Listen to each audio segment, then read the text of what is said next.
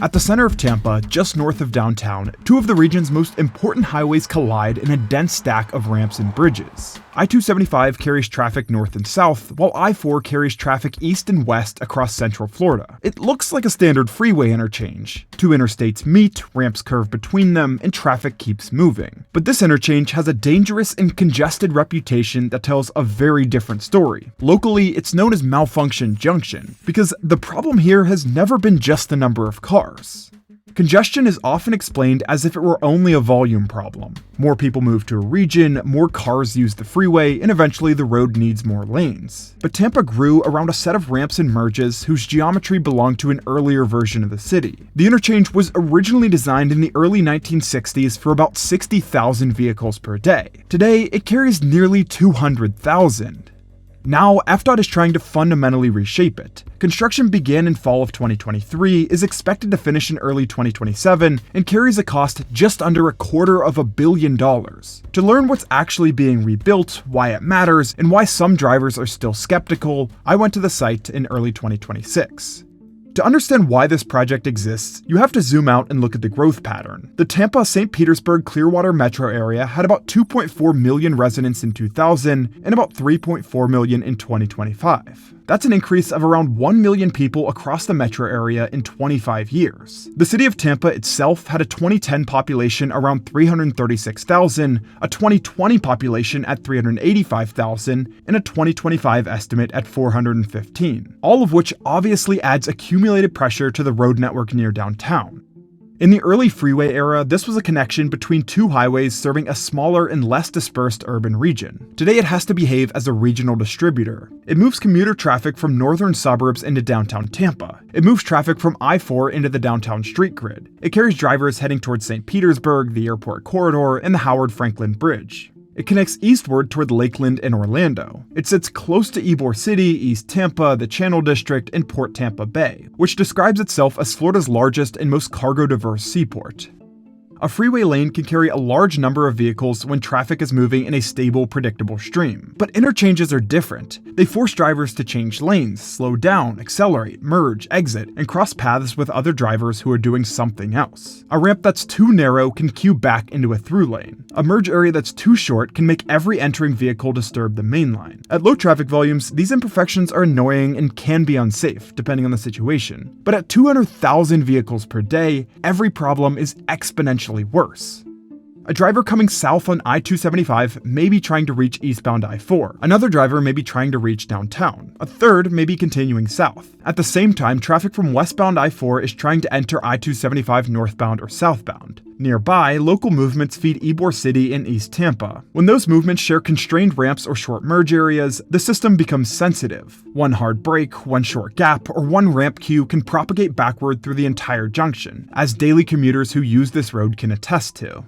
FDOT's first major improvement is the movement from southbound I-275 to eastbound I-4, and this is really the signature piece of the entire rebuild. The project creates a two-lane exit and builds a new elevated ramp bridge on the inside of the interchange, giving that heavy directional movement its own dedicated path. Crews are building an entirely new flyover structure through the middle of the interchange, supported by new foundations, substructure, steel girders, and a concrete bridge deck. The basic sequence works like this. Build the foundation and retaining walls first, set the bridge supports, lift the long steel girders into place, form and pour the deck above them, then connect that new structure back into the existing freeway system. As of FDOT's 2026 progress update, 98% of the steel girders had been installed over Nebraska Avenue for the new southbound I-275 to eastbound I-4 ramp, and 90% of the bridge decks for the new ramp over Palm Avenue were complete.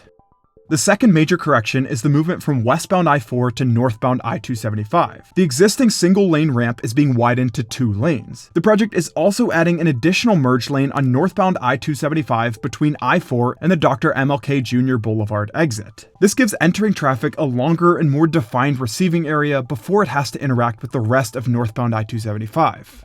The third major correction is the movement from westbound I-4 to southbound I-275. The existing 2-lane ramp is being widened to 3 lanes. The project also widens shoulders on southbound I-275 between Palm Avenue and Jefferson Street, and shifts the exit ramp from southbound I-275 into downtown Tampa to the west of its current alignment. The Ybor City changes adds this kind of second layer to the story. The eastbound I-4 exit ramp to Ybor City is being changed by relocating access to 14th and 15th Street instead of 21st and 22nd. The project also widens the existing eastbound I-4 frontage road along 13th Avenue to 2 lanes. To get a better scale of all the work that's happening, there's a total of 7 bridge widenings, 5 new bridges, noise barrier walls, green space replacement, walking trails, crosswalk technology, and community spaces.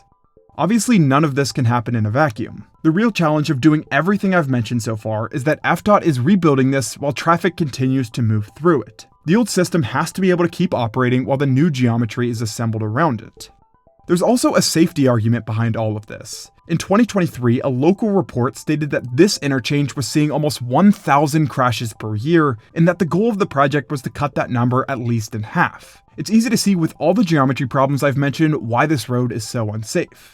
And because I didn't mention it earlier, this interchange is part of the area's primary hurricane evacuation route, meaning it could carry heavier consequences if it fails during an event like this.